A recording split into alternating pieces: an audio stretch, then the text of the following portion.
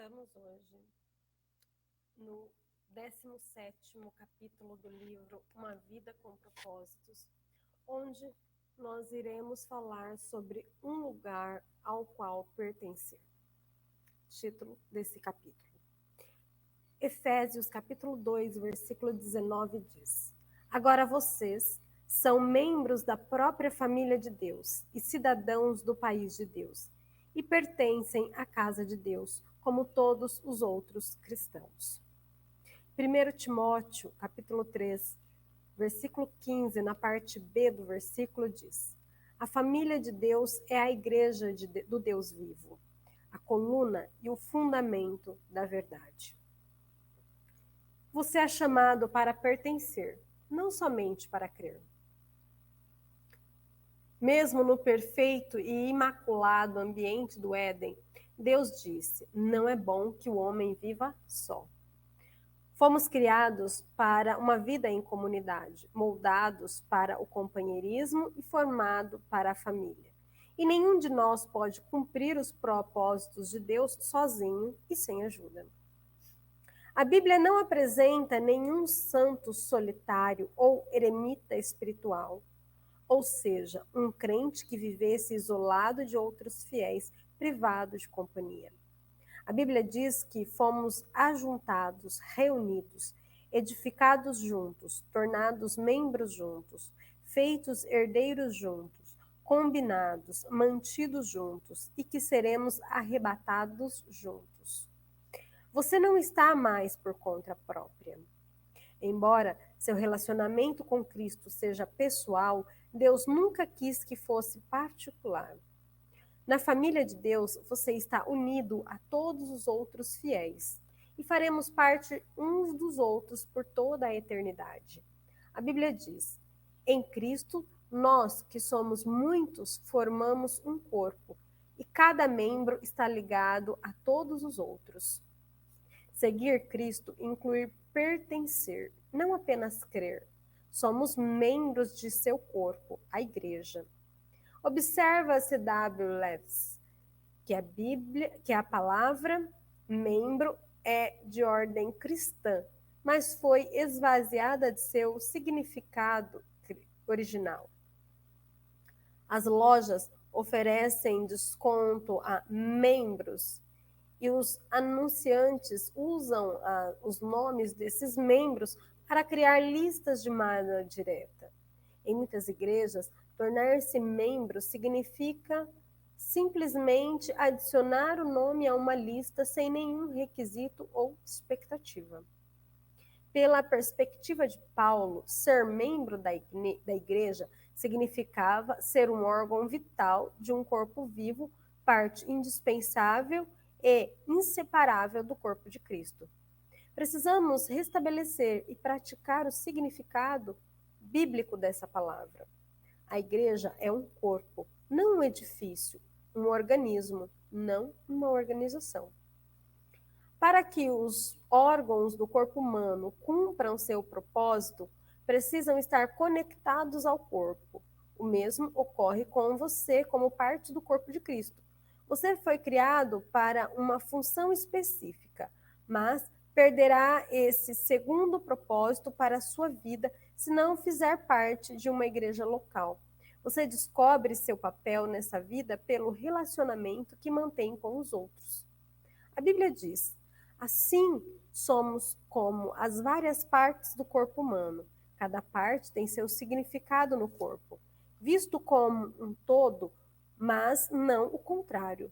O corpo de que estamos falando é o corpo formado pelas pessoas escolhidas por Cristo. Cada um de nós encontra significado e função como parte desse corpo. Não podemos ser como um dedo decepado que não tem valor. Se um órgão é de alguma forma desligado do corpo, fica paralisado e morre.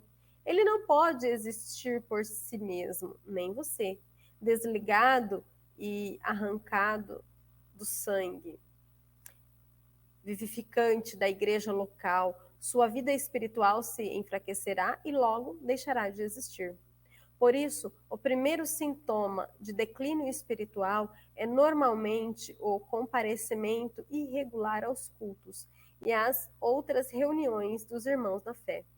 Sempre que nos tornamos descuidados com a comunidade de irmãos, todo o restante também começa a desmoronar.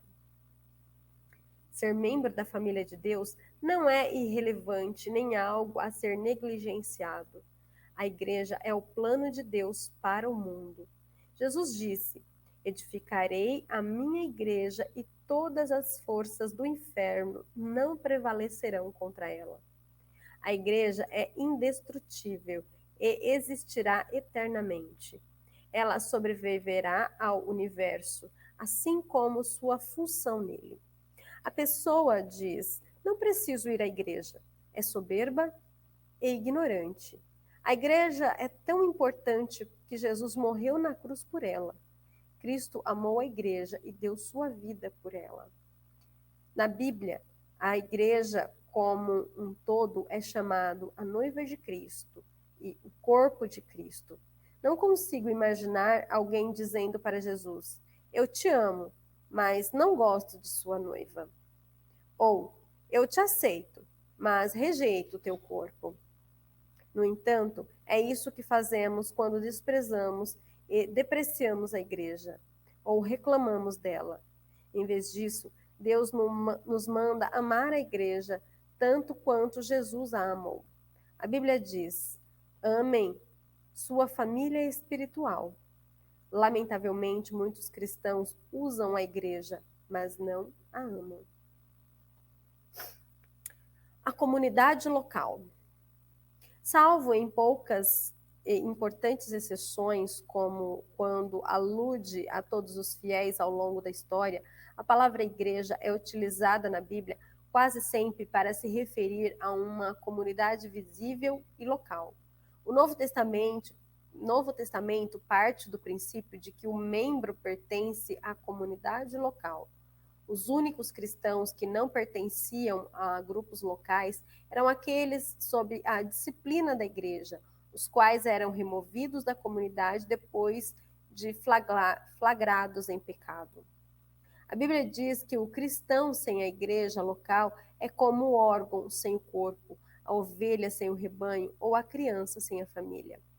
É uma situação anormal, como dá a entender a Bíblia quando diz: agora vocês já não são mais estranhos a Deus, nem forasteiros, mas sim membros da própria família de Deus e cidadãos que pertencem ao povo dele. Os valores de hoje, que advogam a independência e o individualismo, criaram muitos órfãos espirituais. Os crentes, peregrinos ou sem igreja, que ficam circulando de uma igreja a outra sem filiação, sem responsabilidade ou compromisso. Muitos creem que é possível ser um bom cristão sem se unir ou mesmo frequentar uma igreja local. Mas Deus discordaria veementemente. A Bíblia oferece muitas razões irrefutáveis para sermos ativos e comprometidos na comunidade local. Por que você precisa da família eclesiástica? A família eclesiástica identifica-o como cristão verdadeiro. Não posso afirmar que sou um seguidor de Cristo se não sou comprometido com um grupo específico de discípulos. Jesus disse: o amor de vocês um pelos outros provará ao mundo que vocês são meus discípulos. Quando nos reunimos em amor, como uma família na igreja, com diferentes formações, raça e posição social, levamos ao mundo um poderoso testemunho.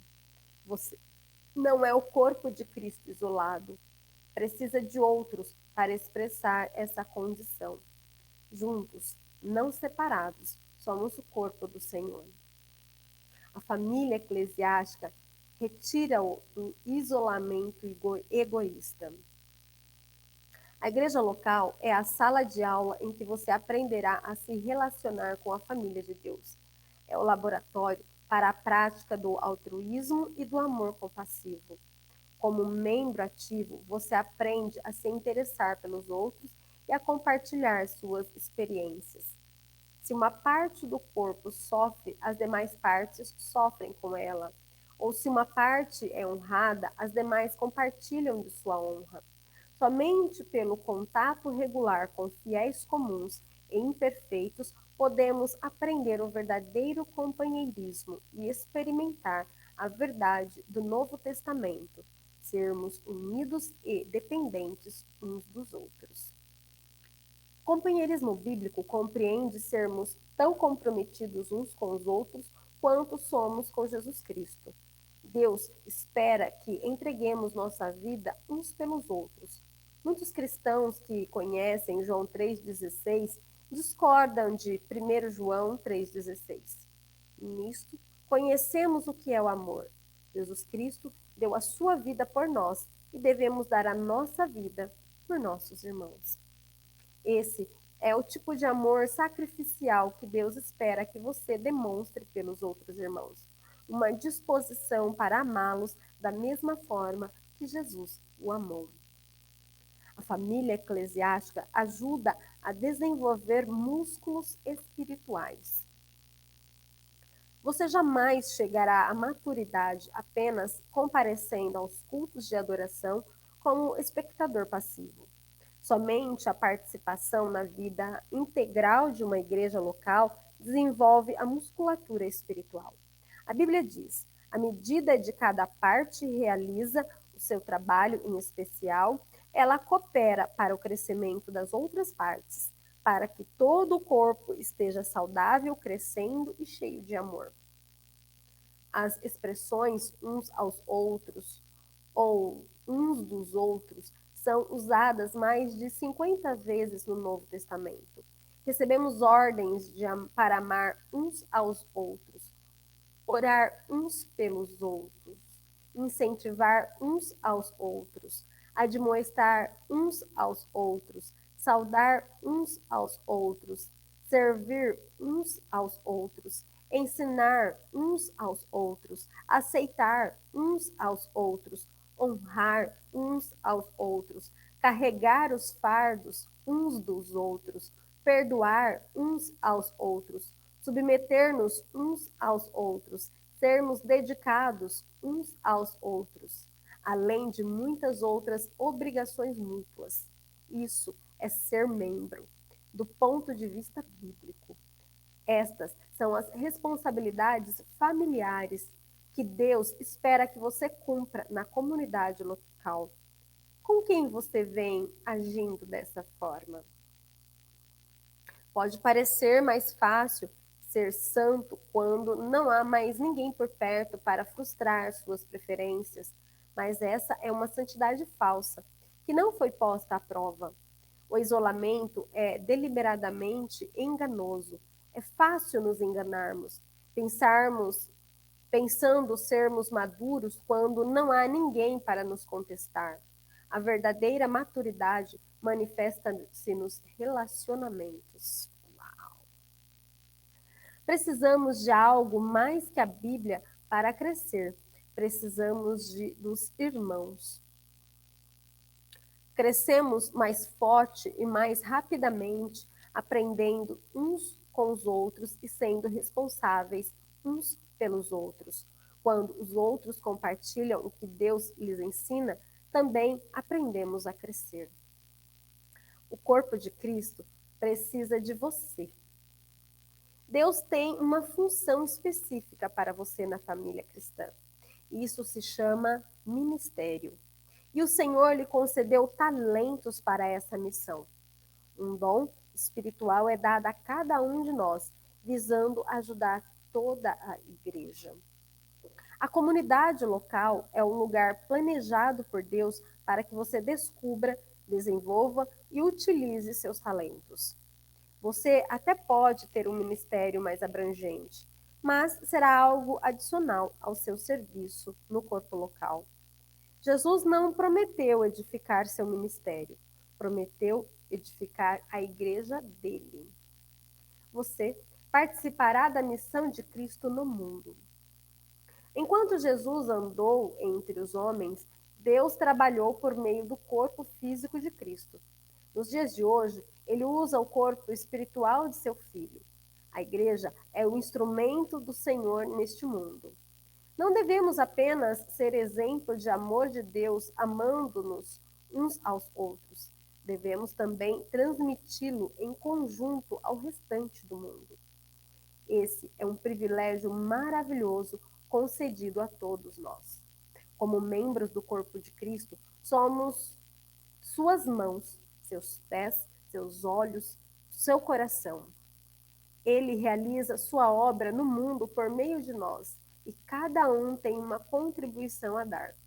Paulo afirma: Ele criou cada um de nós por meio de Cristo Jesus e a Ele nos unimos nessa obra grandiosa. A boa obra que Ele deseja que executemos e que faremos bem em realizar. A família eclesiástica irá impedi-lo de retroceder. Nenhum de nós está imune à tentação. Em circunstâncias apropriadas, você e eu somos capazes de cometer qualquer pecado. Deus sabe disso. Por esse motivo, ele atribuiu individualmente a responsabilidade de mantermos uns aos outros no caminho certo. A Bíblia diz: encorajem-se uns aos outros todos os dias, de modo que nenhum de vocês seja endurecido pelo engano do pecado. Não é da sua conta, não é da sua conta, não é uma frase cristã. Somos chamados e recebemos ordens para nos envolvermos com a vida um dos outros.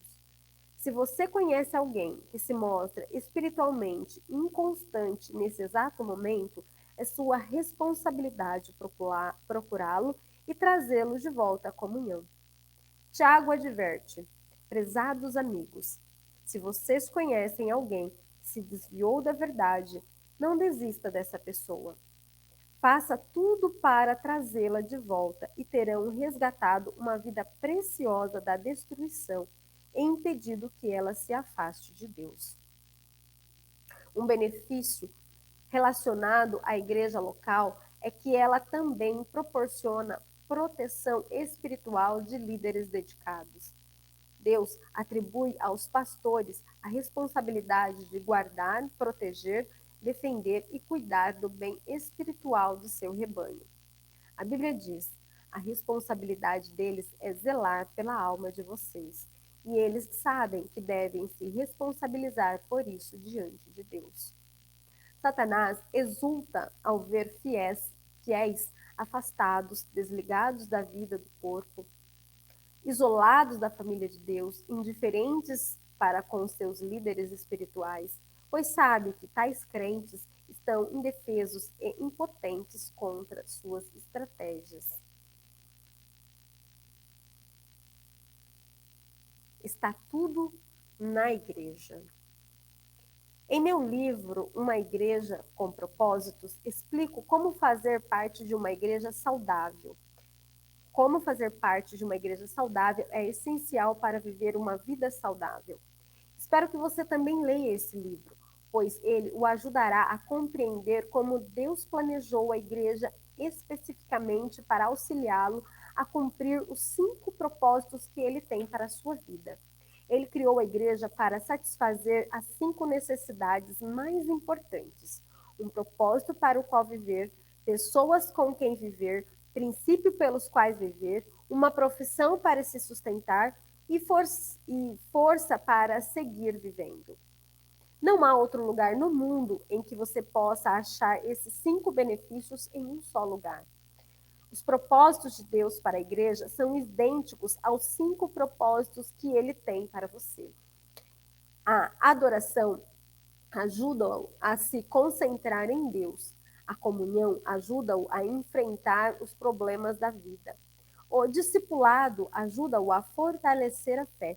O ministério ajuda-o a descobrir seus talentos. E o evangelismo ajuda-o a cumprir sua missão. No mundo, não há nada que se compare à igreja. Sua escolha. Sempre que uma criança nasce, torna-se automaticamente parte da família universal dos seres humanos. Mas essa criança também se torna membro de uma família específica, onde será nutrida, cuidada e crescerá forte e saudável. O mesmo ocorre do ponto de vista espiritual. Quando você nasce de novo, torna-se automaticamente parte da família universal de Deus, mas também precisa se tornar membro de uma família local da família de Deus. A diferença entre frequentar uma igreja e ser membro dela está no comprometimento. Os frequentadores são espectadores que ficam à parte, os membros envolvem-se no ministério.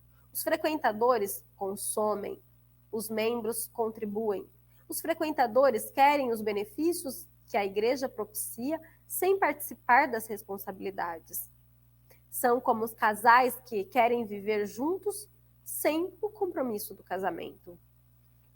Por que é importante filiar-se a uma igreja local? Porque isso prova que você está de fato comprometido com irmãos e irmãs espirituais, não somente na teoria.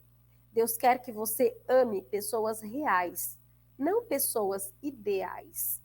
Você pode passar a vida inteira buscando a igreja perfeita, mas jamais a encontrará. Você foi chamado para amar pecadores imperfeitos, assim como Deus faz. No livro de Atos, os cristãos de Jerusalém eram bem específicos em seu compromisso uns com os outros. Eram dedicados à comunidade. A Bíblia diz: eles se dedicavam ao ensino dos apóstolos e à comunhão, ao partir do pão e às orações. Hoje, Deus espera que você se comprometa com as mesmas coisas. A vida cristã é mais que apenas um compromisso com Cristo. Inclui o compromisso com outros cristãos. Os cristãos da Macedônia compreenderam isso, como Paulo relata. Primeiro eles deram a si mesmo ao Senhor e depois, pela vontade de Deus, eles se deram a nós também. Torna-se membro de uma igreja local ao passo que vem naturalmente seguir, uma vez que você tenha se tornado filho de Deus. Você se torna cristão ao se comprometer com Cristo, mas se torna membro de uma igreja a se comprometer com um grupo específico de fiéis. A primeira decisão traz a salvação, a segunda, a comunhão. E assim terminamos esse capítulo. Te chamo a refletir. Seu chamado para você é chamado para pertencer, não apenas para crer. Obrigada. Até o próximo capítulo.